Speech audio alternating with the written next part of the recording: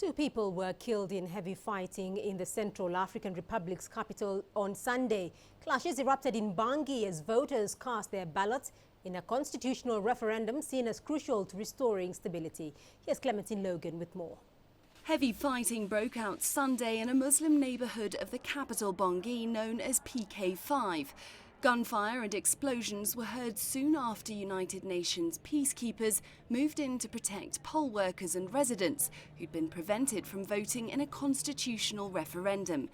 Two people were reportedly killed and others wounded during the vote, which is seen as crucial to restoring stability to the Central African Republic.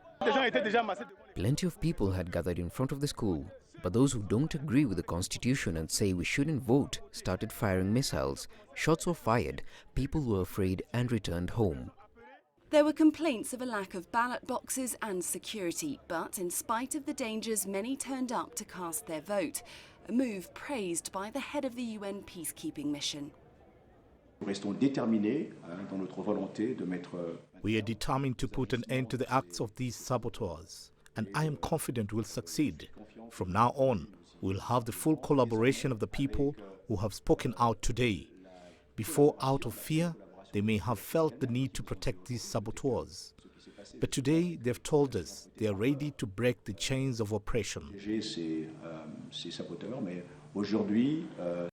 The proposed constitution would limit the president to 2 terms, fight institutional corruption and weaken the power of armed militias.